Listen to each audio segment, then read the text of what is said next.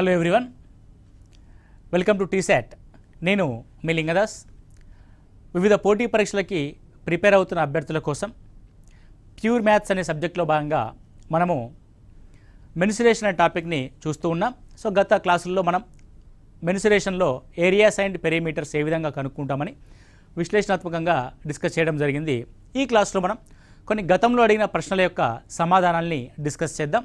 అసలు ఏ విధంగా వేరే చాప్టర్స్కి ఇంటర్లింక్ చేస్తూ ఉన్నాడు సబ్జెక్ట్ని అన్న విషయాన్ని కూడా మనం ఇక్కడ డిస్కస్ చేయడం జరుగుతుంది. కాబట్టి ఈ ఒక ముఖ్యమైన ఇంపార్టెంట్ సెషన్ని కనుక మీరు గమనించండి, పూర్తిగా వినడానికి ప్రయత్నం చేయండి. రైట్ అండి. నెక్స్ట్ క్వశ్చన్ చూస్తే ప్రశ్న ఏ విధంగా ఇచ్చాడు గతంలో. ఒక దీర్ఘచతురస్రం భుజాల కొలతల్లో పొరపాటున ఒక భుజము కొలతలో 5% ఎక్కువ, రెండవ దాంట్లో 4% తక్కువైంది. ఈ కొలతలో గణనం చేసిన వైశాల్యంలో దోష శాతాన్ని కనుగొనండి. అంటే ఏమంటున్నాడు ఇక్కడ అని అంటే, పొడవుని 5% ఎక్కువగా తీసుకున్నాడంట, రెండవ దాన్ని 4% తక్కువగా తీసుకున్నాడంట. అర్థమైందా? మీకు ఏం చేశాడు? ఒక కొలతని 5% ఎక్కువగా తీసుకున్నాడు, మరో కొలతని 4% తక్కువగా తీసుకున్నాడు. అయినా మొత్తం మీద గణించిన దోష శాతం ఎంత అంటున్నాడు. చూడండి, అప్లికేషన్ టైప్ ఆఫ్ క్వశ్చన్ ఉంది ఇక్కడ. మీరు గమనించినట్లయితే పర్సెంటేజ్ టు మనం మెన్సురేషన్లో క్వశ్చన్ని డైవర్ట్ చేయాల్సి ఉంటుంది. 5%ని మనం భిన్నంలోకి మారిస్తే మనకు వచ్చేది 1/20. అంటే ఒక శాతాన్ని భిన్నంలోకి ఏ విధంగా మారుస్తాము అని అంటే 5% అంటే 5/100 అనే భిన్నంగా రాస్తాం. 5 1s 5 20s. నెక్స్ట్ 4% అన్న శాతాన్ని మనము భిన్నంలోకి మారిస్తే 1/25 అవుతుంది. అంటే దీని ఒక అర్థమైంది అని అంటే, పొడవు 25 సెంటీమీటర్లు, వెడల్పు 20 సెంటీమీటర్లు ఉన్న దాని యొక్క కొలత. ఇది ఏరియా, ఒరిజినల్ ఏరియా A1 అనుకోండి. ఇప్పుడు పొరపాటున ఏమైంది, A2గా ఏమారింది అని అంటే 5% ఎక్కువైంది. ఇది 5% ఎక్కువ అంటే 20ని కాస్త 21గా తీసుకున్నాడు. నెక్స్ట్ 4% తక్కువైంది. 4% తక్కువ అంటే 25లోంచి ఒకటి తగ్గింది అంటే 24. అది సింబల్ అంటే ఒకటి తగ్గింది అన్నట్టుగా ఇక్కడ ఒకటి తగ్గింది. సో ఒరిజినల్గా మనకున్న ఏరియా ఎంత? 25 20s 500 యూనిట్స్. 500 యూనిట్లు ఉండాల్సిన ఏరియా 21 × 24గా మారిపోయింది. So 24 1s 24, 24 2 48 2 50. కాబట్టి 504గా మనం ఇక్కడ గమనిస్తున్నాం. అంటే 500 నుంచి 504 అయింది. 504 అయింది అంటే అర్థమైంది ఇక్కడ పెరిగిందా తగ్గిందా? పెరిగింది. సో పెరిగినా తగ్గినా దోషం దోషమే. సో 500 ఉండాల్సింది 504 అయిందంటే there is a error of 4 units. So 4 units యొక్క ఎర్రర్ మనం ఏ విధంగా కౌంట్ చేస్తాం?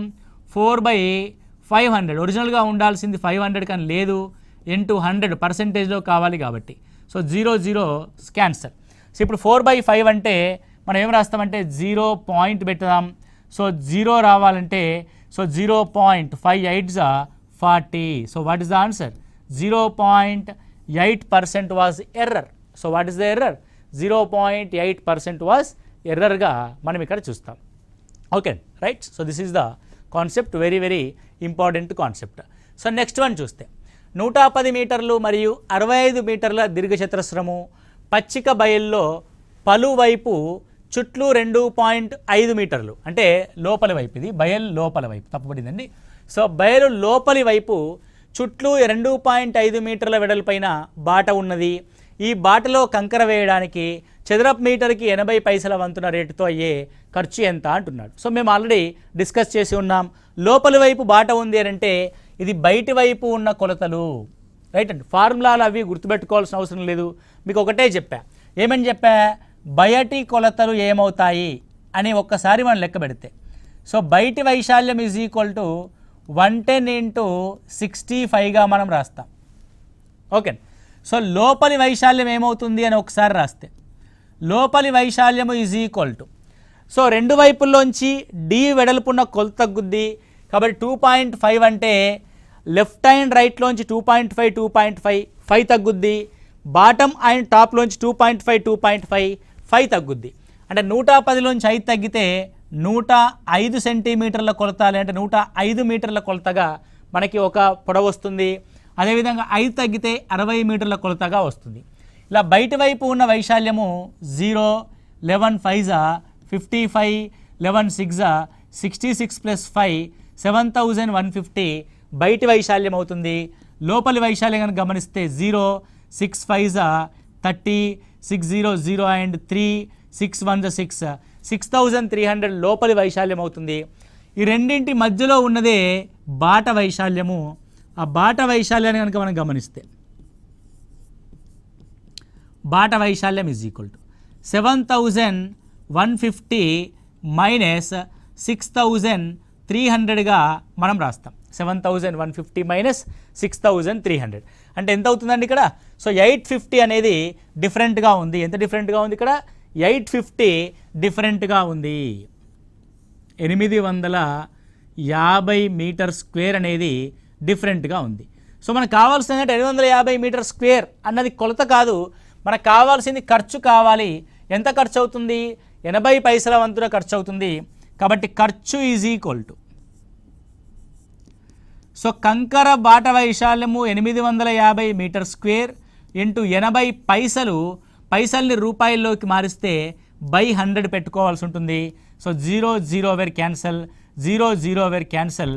సో 8 5 40, 864 680 రూపాయలు ఆ బాటకి కంకర వేయడానికి అయ్యే ఖర్చుగా మనం చూస్తున్నాం. చూడండి, మనం గత క్లాస్లో బాట వైశాల్యం ఏ విధంగా కనుక్కున్నామో చూసాం. దాన్ని ఇక్కడ ఫార్ములా పరంగా కాకుండా కాన్సెప్ట్ పరంగా ఇంప్లిమెంట్ చేసాం. బయటి వైశాల్యము మైనస్ లోపలి వైశాల్యంగా మనం దీన్ని చూసుకోవడం జరిగింది. Okay, very simple question. Next one చూస్తే, 2 చతురస్రాల చుట్టుకొలతలు 40 సెంటీమీటర్లు 32 సెంటీమీటర్లు. ఈ 2 చతురస్రాల వైశాల్యాల భేదము వైశాల్యంగా గల 3వ చతురస్రం యొక్క చుట్టుకొలత కనుక్కోండి. చూడండి, క్వశ్చన్ ఎంత టిపికల్గా అంటే ఎంత అనలిటికల్గా అడిగాడు చూడండి. సో చుట్టుకొలతలు ఇచ్చాడు మనకి 40,32 అంటే స్క్వేర్ 1 యొక్క చుట్టుకొలత 4A1 that is equal to 40. దాని యొక్క A1 is equal to 10 centimeter. So square 1 యొక్క ఏరియా 100 అవుతుంది, 10 స్క్వేర్ కాబట్టి. సో ఇలా క్విక్గా మనం దాన్ని అనాలిసిస్ చేయాలి. So square 2, the square 2 is equal to 4A2 is the perimeter that is 32, 4 8s 32, 8 centimeters is the second square of the side. దీని యొక్క area S2 is equal to ఏమవుతుందంటే 8 స్క్వేర్ 64 సెంటీమీటర్ స్క్వేర్ అవుతుంది. నేనేమన్నాడు, ఈ 2 వైశాల్యాల భేదానికి సమానంగా 3వ వైశాల్యం ఉంటే S3 is equal to 100 minus 64, 36 అనేది సెంటీమీటర్ స్క్వేర్ ఏరియా స్క్వేర్గా ఉంది. That is A3 third side of square. So A3 square అనేది 36 అయితే A3 is equal to 6 centimetres అవుతుంది. అంటే 3వ భుజం యొక్క కొలత ఎంత? 6 సెంటీమీటర్లు. 2 చతురస్ర వైశాల్యాల యొక్క భేదము 36 సెంటీమీటర్ స్క్వేర్, అది 3వ చతురస్రం యొక్క వైశాల్యం అవుతుంది. వైశాల్యం 36 సెంటీమీటర్ స్క్వేర్ అయినప్పుడు దాని యొక్క భుజము 6 సెంటీమీటర్స్ అవుతుంది. దాని యొక్క పెరిమీటర్ అడిగాడు మనల్ని. పెరిమీటర్ ఈజ్ ఈక్వల్ టు 4 6 24 సెంటీమీటర్లు. 4 6 24 సెంటీమీటర్లు. It's a clear right. And next one చూస్తే, 2 చతురస్రాల కర్ణాలు 2:5 నిష్పత్తిలో ఉన్నాయి. వాటి వైశాల్యాల యొక్క నిష్పత్తి ఎంత? మీరు ఇక్కడ గమనించాల్సింది ఏంటంటే, భుజాల యొక్క నిష్పత్తులు ఉన్నప్పటికీ భుజాల నిష్పత్తులు A1:A2 అయితే వాటి వైశాల్యాల యొక్క నిష్పత్తులు వాటి స్క్వేర్లు అవుతాయి. A1 స్క్వేర్ A2 స్క్వేర్ అవుతాయి. ఒకవేళ కర్ణాల యొక్క నిష్పత్తులు ఉన్నట్లయితే D1:D2 ఉన్నట్లయితే వాటి వైశాల్యాల యొక్క నిష్పత్తి కూడా D1 స్క్వేర్ D2 స్క్వేరే అవుతాయి. అంటే వైశాల్యాలకు కూడా కర్ణాలు ఉన్నప్పుడు కర్ణాల యొక్క వర్గం అవుతుంది వైశాల్యాల యొక్క నిష్పత్తి, భుజం ఉన్నప్పుడు భుజాల యొక్క వర్గం అవుతుంది వైశాల్యాల యొక్క నిష్పత్తి.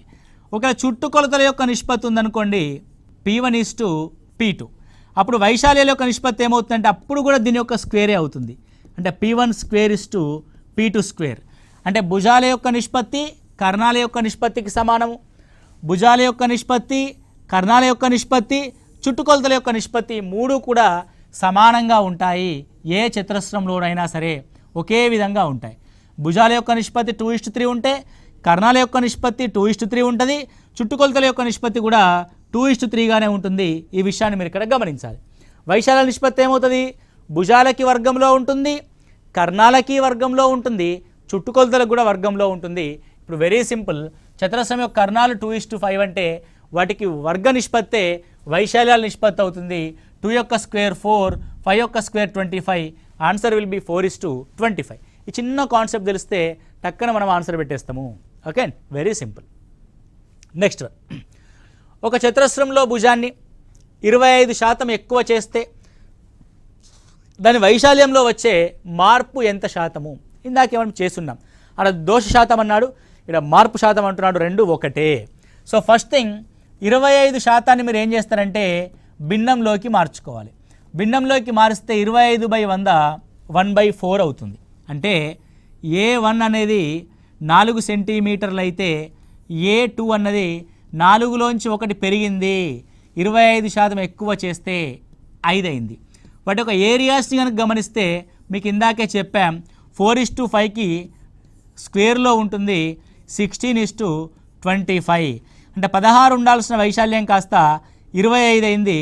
అంటే 16 నుంచి ఎంత పెరిగింది? 9 ఇంక్రీజ్ అయింది. That is percentage of increase of 9/16 into 100. 9/16 into 100.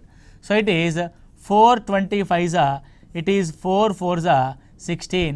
925 అంటే 225/4%గా మనం రాస్తాం.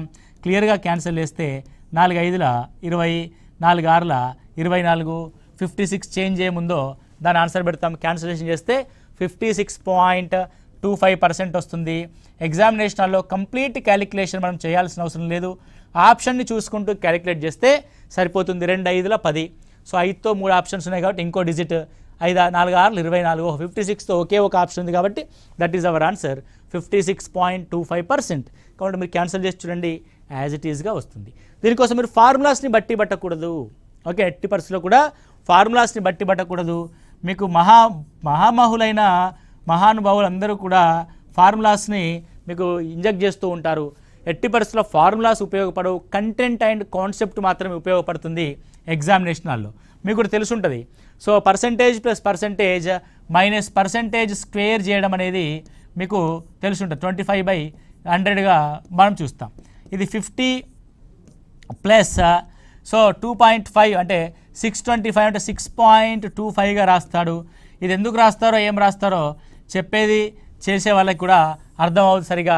బై హార్ట్ చేయడం, ప్లస్లు పెట్టడం మైనస్లు పెట్టడం కన్ఫ్యూజన్గా ఉంటుంది కాబట్టి అలా కాకుండా సింపుల్, పెరిగింది అని అంటే పెరిగింది అని రాసి కంపేర్ చేస్తాం.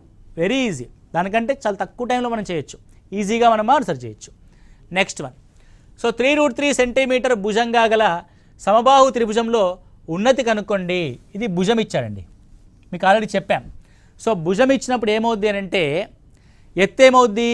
భుజంలో సగం ఇంటూ √3 అవుద్ది. Very simple. భుజం ఏమిచ్చాడు? 3√3 ఇవ్వడం భుజం ఇచ్చాడు.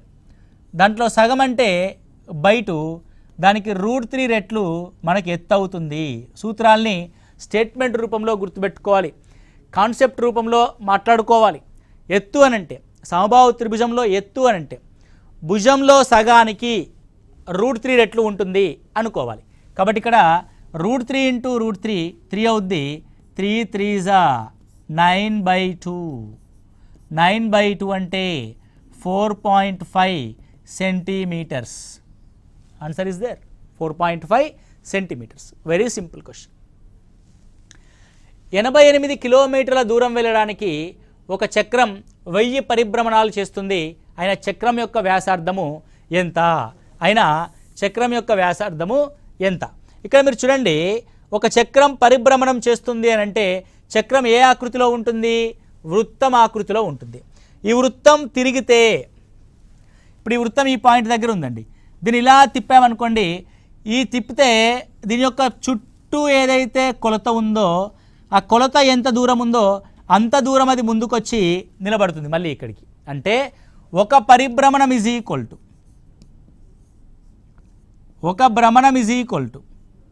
దాని యొక్క చుట్టుకొలత 2πr అంటాం. సో వృత్తం యొక్క చుట్టుకొలత ఏమవుతుందంటే 2πr అవుతుంది. అంటే భూమి మీద ఒక చక్రాన్ని కానీ ఒక రోడ్డు రోలర్ కానీ దొర్లించినప్పుడు అది రోడ్డుపై ప్రయాణించే వైశాల్యం ఎంత ఉంటుందంటే దాని యొక్క ఒక చుట్టుకొలతకి సమానంగా ఉంటుంది. దాన్నే వృత్తంలో మనం చుట్టుకొలతని వృత్త పరిధి అని అంటాం. వృత్త పరిధికి సమానంగా ఉంటుంది 2πr. అలాంటిది 1000 భ్రమణాలు చేస్తే 1000 2πrలకు సమానంగా ఉంటుంది. 1000 into 2πr is equal to 82 కిలోమీటర్లు, 88 కిలోమీటర్లు అంట. 88 కిలోమీటర్లు అంటే దాన్ని మీటర్లోకి మారిస్తే 88 ఇంటూ 1000 మీటర్లుగా మనం ఇక్కడ కంక్లూడ్ చేయొచ్చు. సో 1000కి 1000 క్యాన్సల్, 2 44ల పైన మనం ఏ విధంగా రాస్తాం 22/7 into r is equal to 44గా రాస్తాం. 22 2s that r is equal to 7 2s 14 మీటర్స్గా మనం డిసైడ్ చేసినాం. Very simple question. చూడ్డానికి ఇందులో ఏదో ఉంది, పరిభ్రమణం అంటున్నాడు, దూరం అంటున్నాడు అని చెప్పేసి మనం కంగారు పడద్దు. ఫస్ట్ తెలియాలి మనకి ఒక భ్రమణం అంటే ఎంత దూరం ప్రయాణిస్తాము, ఒక భ్రమణం అంటే ఆ చక్రం యొక్క వృత్త పరిధికి సమానమైన దూరం ప్రయాణిస్తాము. అలాంటిది 1000 భ్రమణాలు చేస్తే 1000 వృత్త పరిధులకు సమానము, దట్ ఈజ్ ఈక్వల్ టు 85 కిలోమీటర్లు.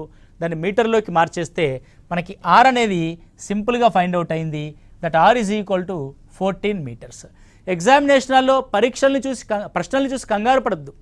సో ప్రశ్నల్ని చూసి ఉత్సాహపడాలి మనము. ఓ వెరీ నైస్ క్వశ్చన్, దీన్ని ఎలా సాల్వ్ చేయాలి అనే క్యూరియాసిటీ ఉండాలి తప్ప అబ్బా ఇదేంది ఇలా వచ్చింది అనే ఒక డిసప్పాయింట్మెంట్ అనేది ఎప్పుడు కూడా ఉండకూడదు.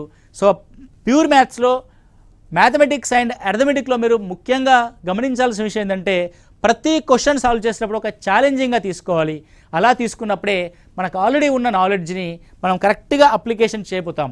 లేదంటే ఒక డిసప్పాయింట్మెంట్లో చూసుకున్నట్లయితే ఉన్న నాలెడ్జ్ కూడా ఎగిరిపోయి ఆ క్వశ్చన్కి ఆన్సర్ అనేది రాదు, ఎగ్జామినేషన్లో ఇబ్బంది పడాల్సి వస్తుంది. ఓకే, సో నెక్స్ట్ క్వశ్చన్ చూడండి. మళ్ళీ పర్సంటేజ్ యొక్క question.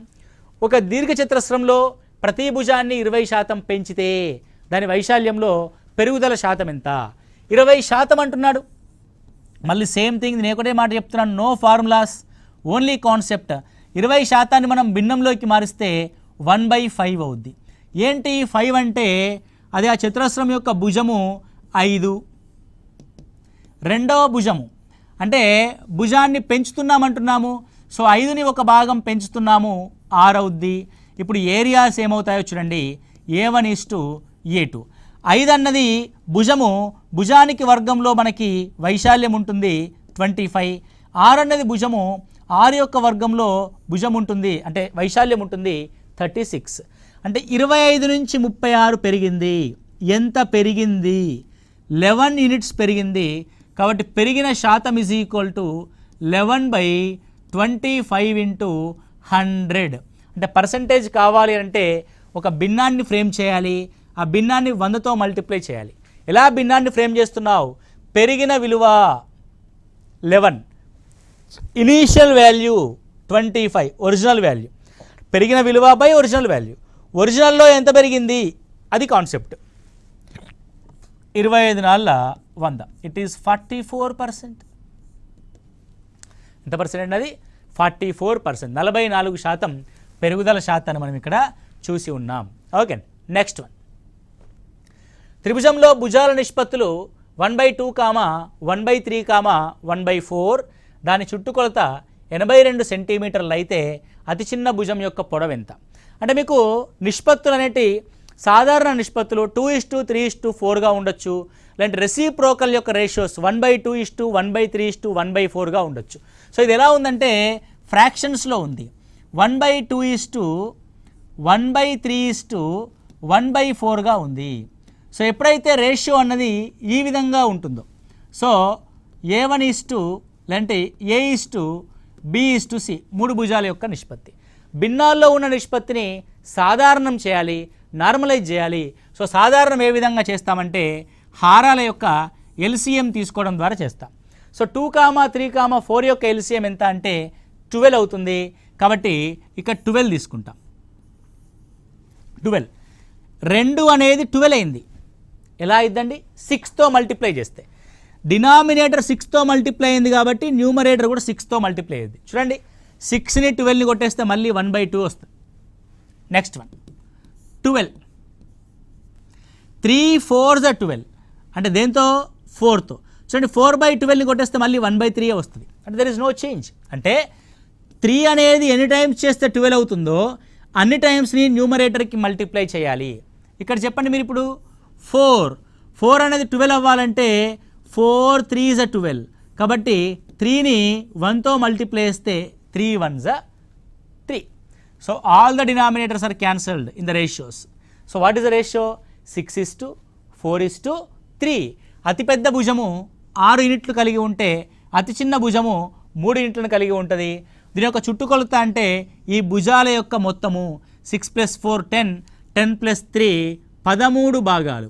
13 parts of total ratio యొక్క వాల్యూ దాని యొక్క చుట్టుకొలత 82గా మనం చూస్తున్నాం. ఎంత చూస్తున్నామండి? 82గా మనం చూస్తున్నాం. అయినా నీకు కావాల్సిన 3 పార్ట్స్ ఆఫ్ వాల్యూ ఎంత? సో చిన్న భుజమైన 3 పార్ట్స్ యొక్క వాల్యూ ఎంత? Okay, now 3/13 × 82.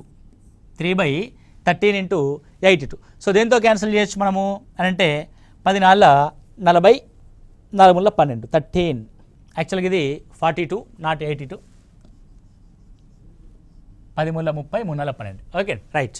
సో ఇది 42గా చేంజ్ చేసుకోండి. 42 ఇట్స్ 42. సో 13 4s 42, 4 3 12 సెంటీమీటర్లు అనేది కొలత. చూడండి మీ కొలత కూడా 12 సెంటీమీటర్గా ఉంది. It's a print mistake, not 82, 42 centimeters. అంటే ఇక్కడ ఏం లేదు, సింపుల్. అంటే ఫ్రాక్షన్స్లో ఉన్న నిష్పత్తిని నార్మల్ సంఖ్యల యొక్క నిష్పత్తిలోకి మార్చి చుట్టుకొలత అన్నాడు కాబట్టి చుట్టుకొలత అంటే ఆ 3 భుజాల యొక్క మొత్తం 13 భాగాలు 42 అయితే చిన్న భుజం 3 భాగాలు ఎంత అన్నది మన యొక్క ప్రశ్న. That is 12 centimeters is our answer. Next one, ఒక టేబుల్పై ఉపరితలం అంటే ఒక టేబుల్ యొక్క ఉపరితలం ట్రెపీజియం ఆకారంలో ఉంది. దాని సమాంతర భుజాల పొడవులు 1 మీటర్ మరియు 1.2 మీటర్లు. వాటి మధ్య లంబ దూరము 0.8 మీటర్లైన దాని వైశాల్యాన్ని కనుగొనండి. ఒక ట్రెపీజియం ఏ విధంగా ఉంది? ఈ విధంగా ఉంది. అంటే ఒక టేబుల్ ట్రెపీజియం ఆకృతిలో ఉంది. ట్రెపీజియం ఆకృతిలో ఉన్న దీని యొక్క ఒకవైపు ఉన్న భుజము 1.2 మీటర్లు, మరొక వైపు ఉన్న భుజము 1 మీటరు. ఆ రెండింటి మధ్య ఉన్న లంబ దూరము 0.8 మీటర్స్. ఆల్రెడీ గత క్లాస్లో మనం తెలుసుకున్నాం. ట్రెపీజియం యొక్క ఏరియా ఏమవుతుంది అని అంటే ½ into A + B into H. A, Bలు సమాంతర భుజాల యొక్క కొలతలు, H అంటే వాటి మధ్య ఉన్న లంబ దూరం. Let's find out. ½ into A + B అంటే 1 + 2 + 1 అంటే 2.2 అంటే 1.2 + 1 2.2 ఇంటూ H ఎంత అంటే 0.8. Okay, so 2 4s 0.4. So 4 2s 8, 4 2s 8. ఇడొక పాయింట్ కాబట్టి after 2 digits we are taking the decimal 0.88 metre square.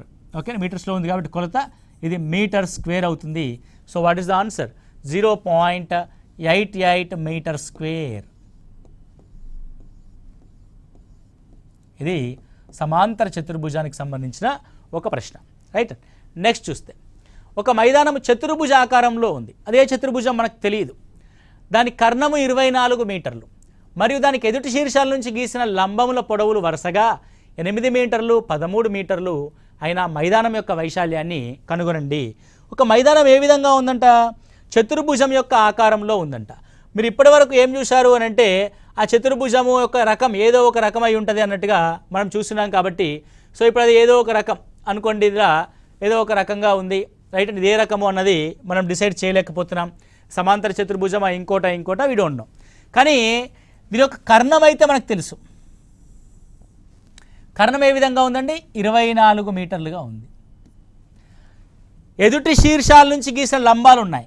So ఇక్కడ నుంచి ఒక పర్పెండిక్యులర్ లైన్ గీసాం. సో ఏంటి ఒక పర్పెండిక్యులర్ లైన్ అండ్ ఇటువైపు నుంచి ఒక పర్పెండిక్యులర్ లైన్ గీసాం. రైట్, 2 పర్పెండిక్యులర్ లైన్స్ గీసాం. సో ఎటువైపు గీసింది?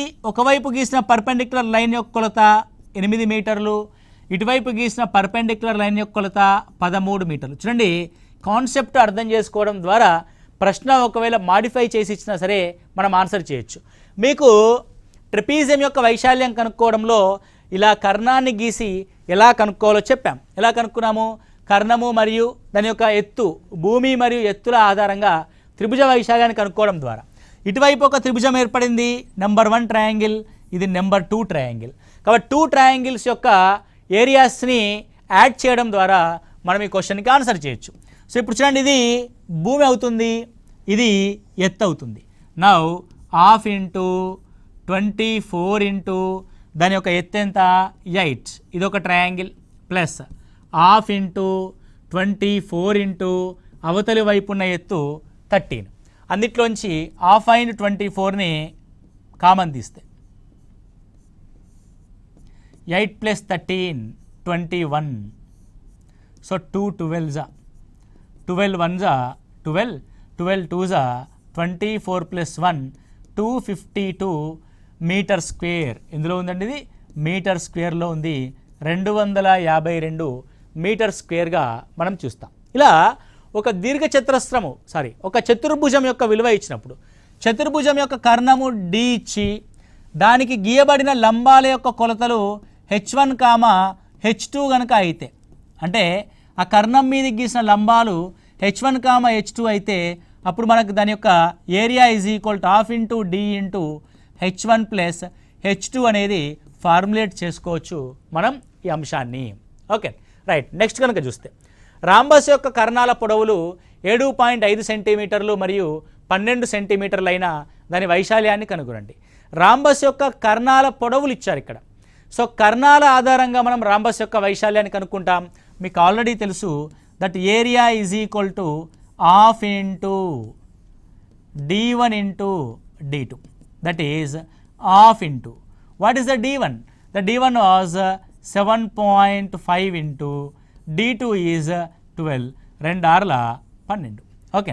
సో 6 5s 30, 6 42 + 3 45, 48.0 మీటర్ స్క్వేర్, అంటే 48 మీటర్ స్క్వేర్ అనేది మన యొక్క ఆన్సర్ అవుతుంది. రైట్. సో ఈ విధంగా మనము ప్రశ్నల్ని ఆన్సర్ చేసేటప్పుడు కాన్సెప్ట్ని ఫస్ట్ అర్థం చేసుకోగలిగితే ఈజీగా మనము ఆన్సర్ చేయొచ్చు.